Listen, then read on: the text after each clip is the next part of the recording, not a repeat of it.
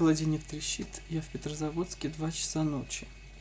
Очень интересный свет, такое ощущение, что здесь больше света, чем там. Как будто бы от камеры идет свет на меня. На самом деле у меня здесь одна темная лампочка на мало-мало вольт. Такие небольшие вещи. Например, ночью в поезде очень сильно храпел человек. И, я этого даже не знал, потому что я спал. Я просто спал, а потом вдруг я слышу громкий стук и крик «Эй!» И я проснулся. И я понял, что это стучали кому-то, кто храпел. Но, наверное, не мне. Я думаю, что не мне. И потом человек опять начал сильно храпеть, и кто-то начал кричать что-то.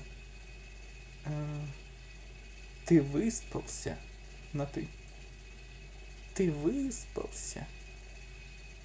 А теперь дай нам поспать. Тарахтишь тут, как пулемет. Или храпишь, как пулемет». И я заметил, что я не помню, чтобы мне храп прям сильно мешал чей-то, когда я сплю. Почему-то, в поезде мне гораздо сложнее, например, как он просто останавливается. То есть вот поезд, какая же у меня прическа, но я сейчас расскажу.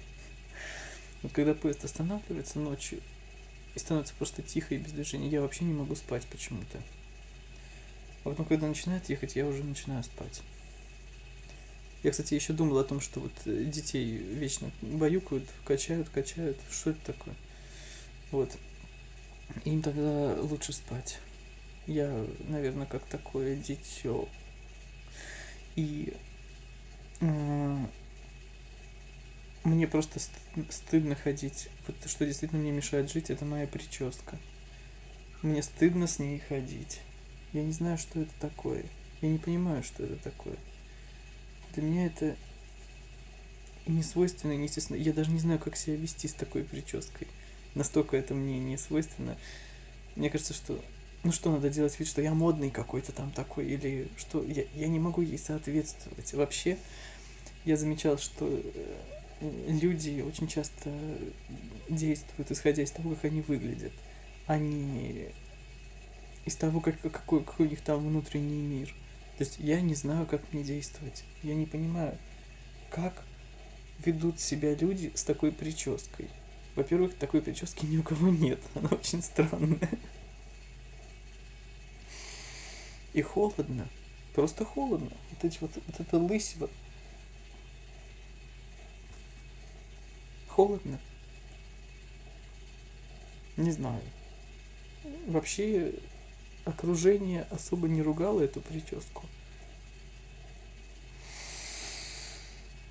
Но это да, это тема. Приехал я, зашел в магазин, в ленту. Вообще здесь, конечно, так удобно, все так хорошо.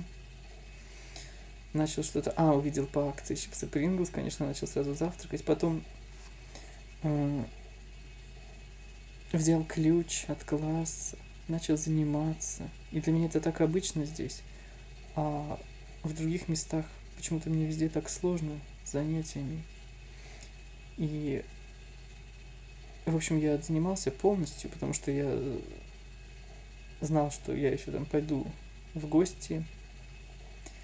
Есть авокадо колумбийское. Не то чтобы я прям знал, что буду его есть. Я думаю, что я его предложу. Но я очень хотел спать, очень был уставший. Мне надо было еще, кстати, документы делать в консерватории. Подтверждение о моих поездках. Вот сейчас я даже не знаю, как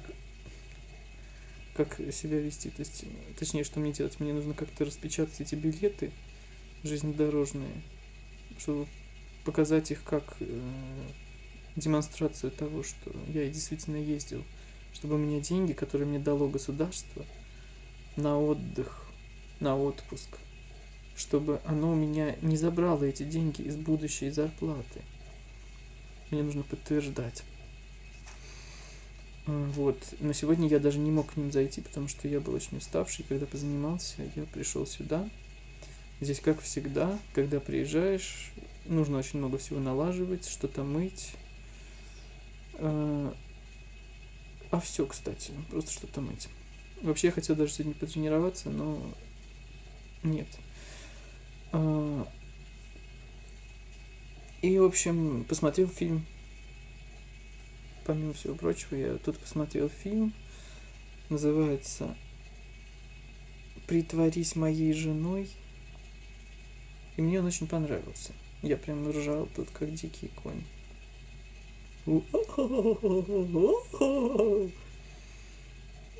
Но я его еще в детстве видел, этот фильм. И там актеры такие хорошие вообще.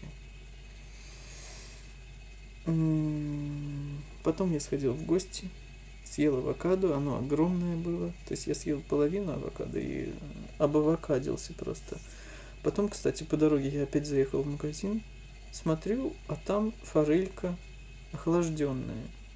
Но я, конечно, купил форельки охлажденные, и тут опять завонял всю кухню этой рыбой, но было вкусно и хорошо. Холодильник так и трещит, вот почему-то я включил именно во время треска. Потом еще что-то съел, тоже вкусное. Или нет? Помидорки дешевые. Что-то там совсем мало рублей. Теперь я пойду спать. Очень рано для меня.